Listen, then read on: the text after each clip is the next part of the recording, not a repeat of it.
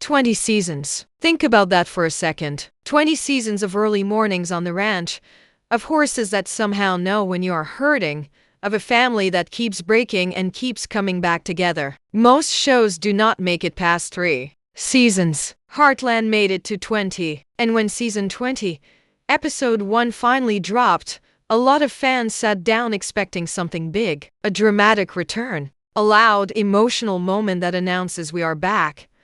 But that is not what they got. What they got was something quieter, something that felt more like standing at the edge of a field at sunrise than standing at the finish line of a race. And, honestly, that is exactly what made it hit so hard. Because Heartland has always known something that most shows forget: the quiet moments are the ones that stay with you. The ones you think about long after the credits roll. This episode is called Where the Ending Feels Like a Beginning. And by the time you finish watching it, you will understand exactly why they chose that title. But before we get there, we need to talk about where we are coming from. Because you cannot understand what this episode is doing unless you remember what season 19 left behind. Season 19 ended in a way that felt like a door closing softly. Not with a slam, not with a cliffhanger that made you grab your phone and start searching for spoilers. It closed gently, the way things end in real life when you are not quite ready for them to be over. And that ending left a specific kind of ache in the chest of everyone who has been watching this show for years. Amy Fleming was at the center of all of it. She has always been the heart of Heartland, the person the whole show rotates around. But by the end of season 19, something had shifted in her. She was not broken. She was not falling apart. But she was standing at a crossroads that the show had been slowly building toward for a long time, and you could feel it. There was a version of Amy that existed before Ty died, and there is the version of Amy that exists now. Season 19 spent a lot of time sitting with that second version, letting her breathe, letting her figure out who she is without the person she built her life around. That is not easy to watch. It is not supposed to be easy to watch, because grief does not work on a schedule, and the writers of Heartland have always understood that better than most. They did not rush Amy through her pain. They did not give her a neat recovery arc that tied everything up with a bow. They let her carry it, the way real people carry the people they have lost, quietly, in the background of every ordinary day. But season 19 also planted something else alongside that grief. It planted the first small signs of Amy reaching forward, instead of looking back. A moment with her daughter Lindy that felt like more than just a scene. A conversation with her dad Jack, where something unspoken passed between them and you felt it even though nobody said the important thing out loud. These were small moments, easy to miss if you were not paying attention. But they mattered, because they were the show telling you, without telling you, that Amy was not going to stay in that in-between place forever. And then there was the ranch itself. Heartland the place.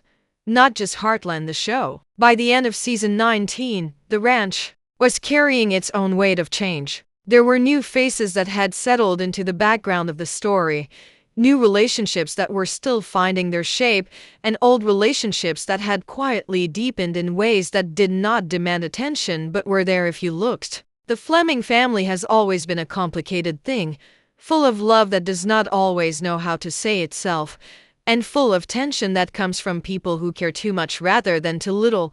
Lou was navigating her own version of that. Her life had moved in directions that the early seasons of Heartland never could have predicted, and yet she still felt completely like herself. That is one of the things this show does better than almost anything else on television. It lets its characters grow without making them unrecognizable. Lou in season 19 was still Lou, older, more layered, carrying more, but the same person underneath all of it.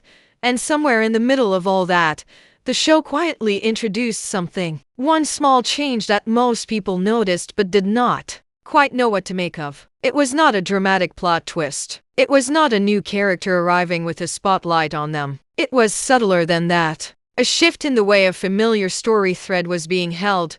A reframing of something the audience thought they already understood. That change did not fully reveal itself in season 19. It was more of a signal than an answer. And season 20, episode 1 is where that signal starts to become something you can actually name. Here is the thing about a season 20 premiere. The writers know exactly how much pressure is sitting on that first episode. They know that millions of people are coming back after months away, carrying their own expectations, their own theories, their own emotional baggage from everything the show has put them through. So the choice of how to open that episode is never accidental. Every single detail in that first scene is a decision. And the decision they made this time was to start with silence, not complete silence. The sound is still there. Wind moving through grass. The distant sound of a horse shifting its weight somewhere out of frame. The low creak of wood that old ranch buildings make in the early morning when the temperature is still cold and the day has not fully decided to begin yet. But there are no voices. No music swelling underneath the image to tell you how to feel. Just the ranch, existing, the way it has existed through every season, through every loss, through everything this family has survived. The camera moves slowly across the landscape before it finds Amy. And when it does find her, she is not doing anything dramatic. She is standing at the fence line, the one that separates the near pasture from the open land beyond it, with her hands wrapped around a cup of something warm and her eyes on the horizon. She is not crying. She is not smiling. She is just there, present in the morning, and the show holds that image long enough that you start to feel what she is feeling without her having to say a single word. That is the opening of season 20, episode 1. And it tells you everything about what kind of episode this is going to be before anyone opens their mouth.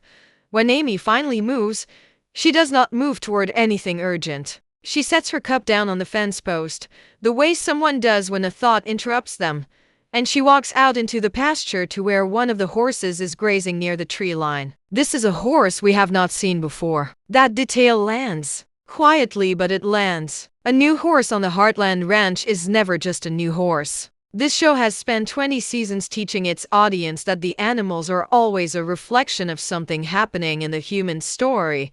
And this one, dark-colored, a little guarded, not unfriendly but not yet trusting, is no different. Amy approaches the horse the way she approaches every difficult thing in her life. Carefully, without forcing it. She does not reach out immediately. She stands close enough to be noticed and then she waits. And the horse turns its head and looks at her. And something in that look between a woman and an animal carries the whole emotional weight of the scene. Without a single line of dialogue, then the Fleming house comes alive. Lindy comes out first. The way kids always come out of houses in the morning, like the day is waiting specifically for them and they do not want to keep it waiting. She calls for her mom and Amy turns and her whole face changes in that way that only happens when a parent looks at their child, that involuntary shift that happens below the level of thought. She waves. Lindy runs toward her, and for a moment, the episode lets you breathe. Lets you sit in something uncomplicated and warm before it starts layering the harder stuff back in. Jack comes out onto the porch not long after, coffee in hand, and the way he looks out at Amy and Lindy in the field is one of the quieter masterclasses in acting this show has delivered in years. He does not say anything. He does not need to. His face carries the whole history of this family, the losses and the survivals and the stubborn love that has held everything together across 20 seasons, and he just watches his granddaughter and his daughter-in-law in the morning light for a moment before he looks away. That look lasts maybe for seconds on screen. It will stay with you for the rest of the episode. The first conversation of any real weight comes about 12 minutes in, and it does not happen where you might expect it. It does not happen at the kitchen table or out by the barn. It happens in the truck, because this show has always understood that the best conversations between people who love each other and find it hard to say so happen when neither of them has to make direct eye contact. Amy and Jack are driving somewhere. The errand is almost beside the point, and Jack says something that sounds like it is about the ranch but is clearly about Amy. She answers in a way that sounds like she's talking about the ranch too. And underneath the surface of that completely ordinary exchange about fences and feed schedules, the two of them are having a completely different conversation about grief and readiness and the terrifying possibility of wanting something new without feeling like you are betraying what you had. It is 4 minutes of dialogue. It is one of the best scenes the show has written in 3 seasons. Lou enters the episode around the 20-minute mark, and she brings a different kind of energy with her. Not disruptive energy, not conflict, but the energy of someone who has been living a full life outside the frame of the show and has brought that life back into the room with her. Her scenes in this episode are warmer than you might expect given some of the tension her storylines carried at the end of season 19. There is a moment between her and Amy in the kitchen, late in the episode, that feels completely unscripted, even though every word of it was written, where the two of them are talking and laughing about something small, and you suddenly feel the 20 years of friendship and rivalry and sisterhood between these two characters in a way that hits harder than any dramatic scene could. That is the skill this show has when it is working at its best. It sneaks the big feelings in through the side door. The horse storyline runs parallel to all of this. Amy begins working with the new horse in the back half of the episode, and what unfolds is not a dramatic breakthrough moment. No sudden trust. No triumphant scene where the animal finally lets her in. What unfolds is slower than that and more honest progress that looks almost like nothing from the outside but means everything if you understand what you are watching. By the end of the episode, the horse has not been transformed, but something has shifted. Barely. Just enough.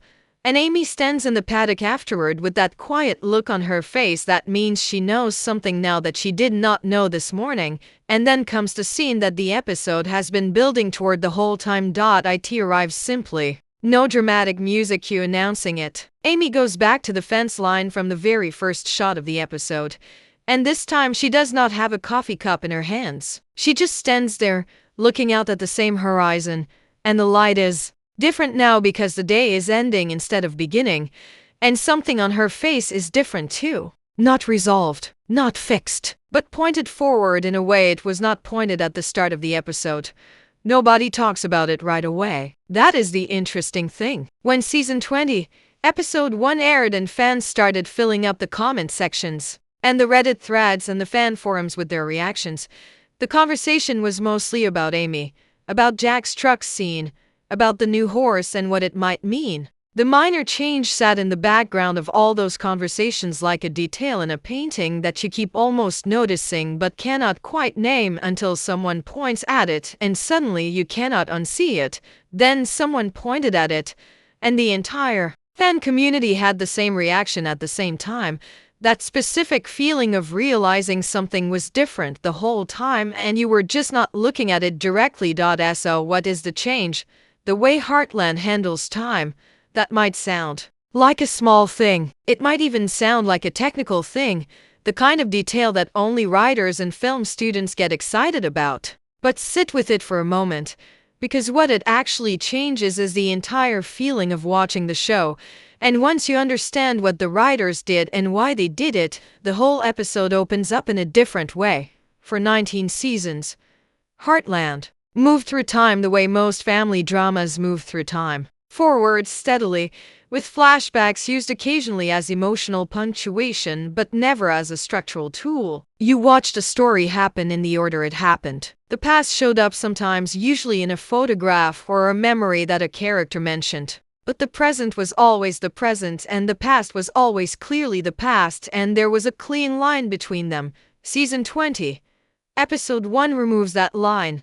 Not dramatically, not in a way that makes the episode feel experimental or difficult to follow. It is subtle enough that the first time you watch it, you might process it as a normal scene transition and move on.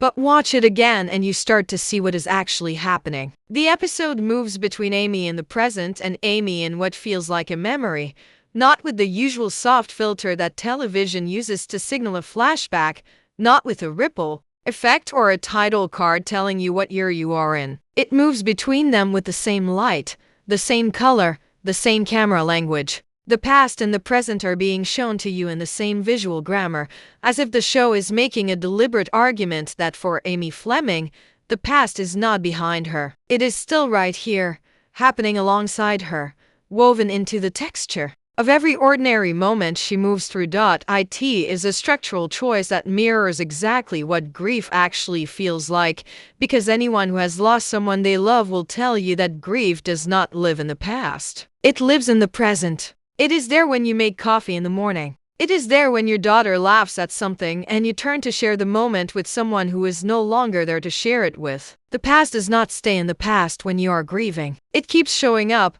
uninvited, folded into the middle of the present day, and you learn to live with both of them at once. That is what the writers are doing with this structural shift. They are not just telling you that Amy is still grieving. They are making you experience the way grief actually works, by dissolving the boundary between then and now the same way grief dissolves it in real life. It is one of the most emotionally intelligent creative decisions this show has made in years, and the fact that they did it quietly, without drawing attention to it, without a single character mentioning it or a single interview explaining it, makes it even more impressive. Now here is where it gets interesting from a storytelling perspective. This choice did not appear from nowhere. If you go back and watch the final 4 episodes of season 19 with this in mind, you can see them laying the groundwork for it. There are moments in those episodes where a scene transition lands slightly differently than you expected, where a cut happens and the next image takes a half-second longer than usual to locate itself in time. At the time, those moments felt like stylistic choices, small variations in editing rhythm. Now they read as the show quietly training its audience for what season 20 was going to do. The writers were teaching you a new language one word at a time before they started speaking it fluently. That is a level of craft that deserves to be named out loud, and the fan reaction to it, once people started noticing and naming it, split almost perfectly down the middle in the most interesting way. Not in a toxic fandom way, not in a way that produced anger or division, but in a way that revealed something true about why different people love this show.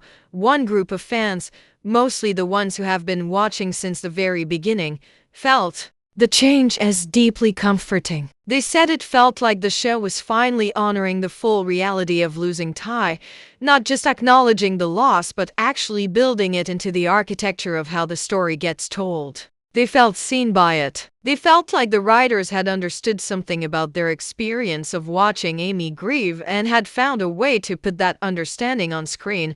The other group, many of them newer fans who came to Heartland in the later seasons, found the ambiguity slightly disorienting at first. Not in a way that made them enjoy the episode less, but in a way that made them work harder while watching.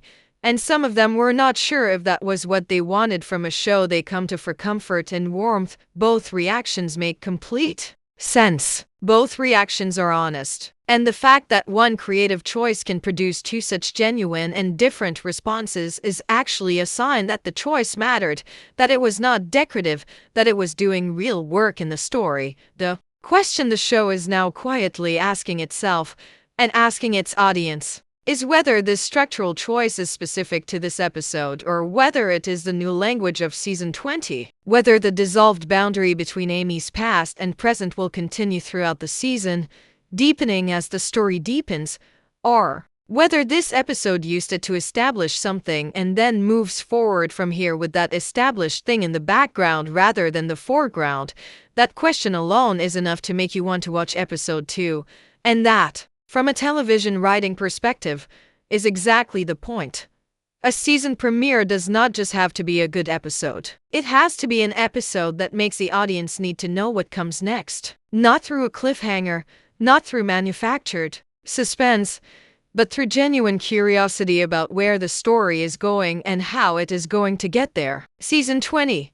Episode 1 does that through a quiet structural revolution that most of its audience did not fully register on first viewing but felt in every single scene.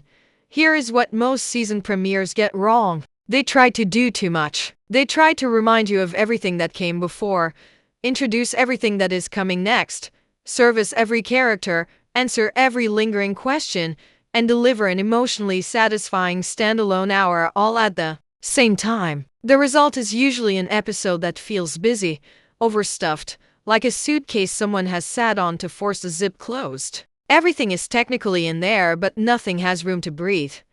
Season 20. Episode 1 makes the opposite choice. It does less, on purpose, with complete confidence, and in doing less it somehow contains more than most premieres that try to do everything. Because the writers understood something going into this season that not every writer's room understands, which is that after 20 seasons, the audience does not need to be reminded who these people are. They do not need a scene that exists purely to reintroduce a character or recap a relationship. They already live in this world. They already know these people. What they need is to be trusted with something real, something that moves the story forward without treating them like they forgot where they left it. That trust is what this episode is built on, and it pays off in 3 very specific story threads that the premiere plants quietly in the ground and leaves there, not resolved, not over-explained, just present, waiting for the rest of the season to grow them into something. The first thread is Amy and the new horse. On the surface, it is a horse storyline, and Heartland has done hundreds of horse storylines across 20 seasons. But this one is different in a way that becomes clear when you think about what the show is not saying about it. Usually when Heartland introduces an animal with a story, there is someone attached to that animal, an owner, a history, a specific problem that Amy needs to solve. This horse arrives with almost no context. We do not know where it came from in any meaningful detail. We do not know what happened to it before it arrived at Heartland. We just know that it is guarded and that Amy is drawn to it, and that the show is in absolutely no hurry to explain either of those things. That absence of explanation is intentional. This horse is not a problem for Amy to solve. It is a mirror for her to look into. And what the season is going to do with that mirror, how deep it is willing to let Amy look, and what she is going to find when she looks, is one of the most compelling open questions season 20 has put on the table in its first 40 minutes. The second thread is quieter and easier to miss if you are focused on Amy. It lives in the background of the episode, in the margins of scenes that are technically about something else. It has to do with the ranch itself, with Heartland as a place and what its future looks like. There are 2 or 3 moments in this episode where a character says something that sounds completely ordinary about the land or the business of running the ranch, and underneath that ordinary surface there is a current of something unresolved. A question about what the ranch is going to become, who it belongs to in the deepest sense, and whether the next chapter of Heartland, the place, is going to look like what the people who love it most need it to look like. That thread is going to become impossible to ignore by the middle of the season. Right now it is barely visible, but it is there, and the writers know it is there, and they are letting it sit just below the surface long enough for you to feel its weight before they pull it up into the light. The third thread is the one that nobody is talking about enough, and it belongs to Lindy. Lindy has always been in the story. She has grown up on screen the way children do when a show runs long enough, gradually, in the background, present but not yet the center of anything. But this episode does something with her that the show has not done before. It gives her a moment that is entirely her own, not connected to Amy, not connected to Jack, not in service of anyone else's storyline. It is a small moment, maybe 90 seconds of screen time. But in those 90 seconds, Lindy looks at something on the ranch and the camera stays on her face long enough that you realize the show is starting to pay attention to her in a new way. That is not an accident. Lindy is Ty's daughter. She carries his absence in a completely different way than Amy does, in a way the show has not yet had the space or the courage to fully explore. Season 20 looks like it might finally be ready to go there. And if it does, if the writers follow through on what this moment in the premiere is quietly promising,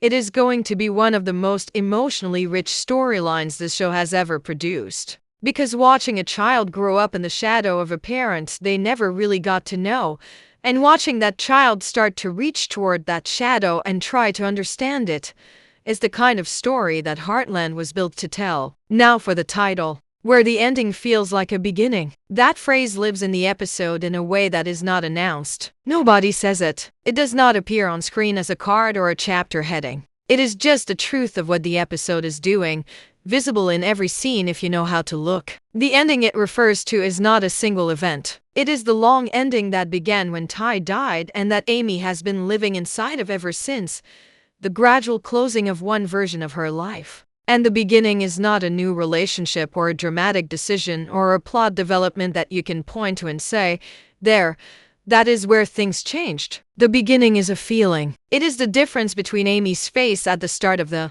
episode and Amy's face at the end of it. It is the way she stands at the fence line in the final shot, pointed forward instead of inward. It is the fact that she spent an afternoon with a horse that does not yet trust her and came away from it not discouraged but quietly certain that the trust is possible. That is not a small thing. For Amy Fleming, after everything, that is everything. So here is the final verdict on Season 20, Episode 1. It is not the loudest premiere this show has ever made. It is not the most plot-heavy or the most dramatically eventful. There are no shocking revelations, no moments designed to trend on social media, no scenes that exist to generate a reaction clip. What it is an episode made by people who know this show completely and trust their audience completely. An episode that is quiet in the way that a field at sunrise is quiet, full of life and weight and possibility underneath a surface that asks nothing of you except your attention. If you give it your attention, it gives you everything back. And that one question the episode leaves you sitting with, the one that does not have an answer yet and is not trying to have one, is simply this. Amy Fleming has spent several years learning how to carry her loss. Season 20 seems to be asking what happens when she finally decides to put some of it down. Not forget it, not leave it behind. Just set it down for a moment, the way she set that coffee cup on the fence post in the very first scene of the episode, so that her hands are free for whatever comes next. That question is worth 20 more seasons. Go watch the episode if you have not. And if you have already watched it, go back and watch it again now that you know what to look for. The show has been talking to you the whole time. You just needed someone to sit down and listen to it with you. That is what this channel is here for. If this breakdown gave you something, leave a comment with the one moment from this episode that hit you the hardest. The conversation down there is always